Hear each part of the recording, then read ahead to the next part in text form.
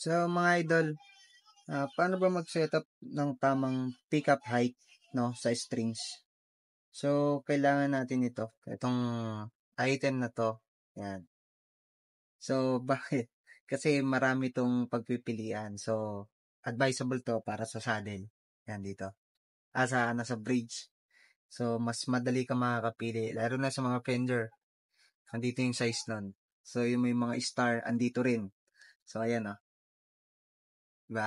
Ang dami. So ngayon, ang gagawin natin is i-adjust natin yung pickup natin, yung pickup height. So, kailangan natin ng isang Allen wrench, no? So, uunahin natin tong part na to. Dito, sa neck. So, ilalagay natin to dito. Ipapa-magnet lang natin. Yan. So, ganyan siya, diba? Ganyan yung style yan, naka-magnet na. So, ngayon, kakabit na natin to dito sa ating maywagang tools. Yan. So, ngayon, eto may relief din na tinatawag to. Ayan o. So, di ba hindi siya gumagalaw? So, ngayon ang gagawin mo, bababaan mo. Kaya nakapress ka dito bababaan mo siya. Tapos, makita mong gumalaw na yung strings. Ayan o. Basta ano ba, hindi makita Pero, makita mong gumalaw. Gumalaw. Or masyadong malayo. Taas mo konti. Yan. So, ito dito, ganun din. Sa taas, bababa mo rin to. Yan.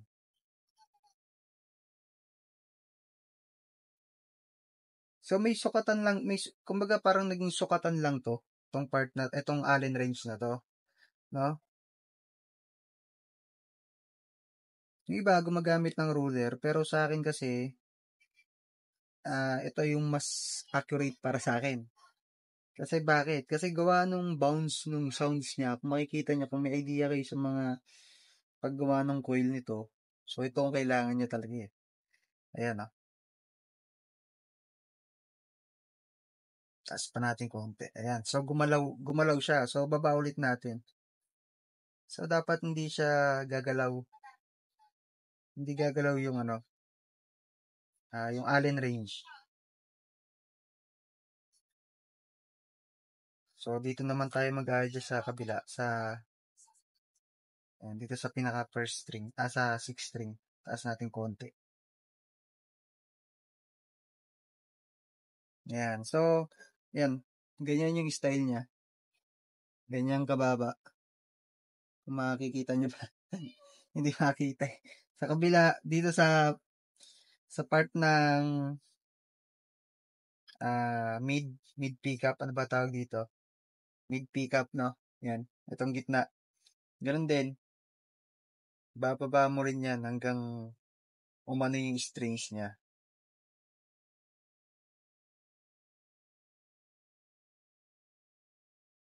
Ganun din sa kabila.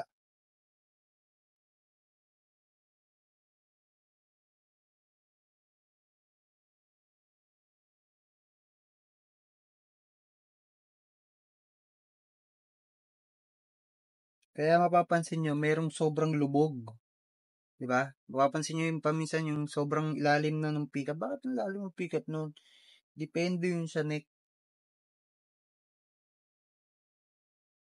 Kung ano yung kaya ng neck.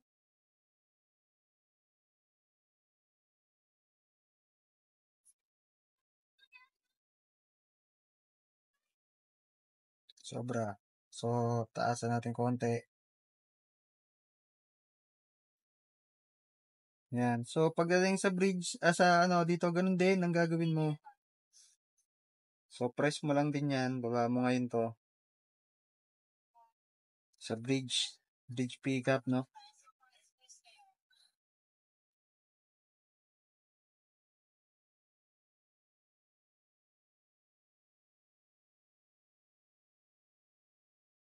Ayan.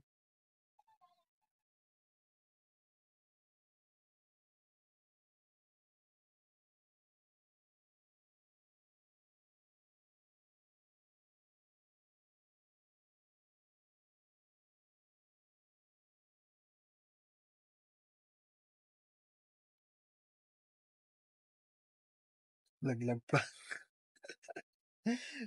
So, umabot ng 5 minutes yung ano natin, yung video. Pero gagawin ko pa to ng ano, yung nakapokus dito sa gitara mismo. Isasama natin sa video. No? So, gagawin na natin. So, yan mga idol. Yan na yung pickup height niya. No? Kung mapapansin nyo, yan siya. Sa kabila, ganun din.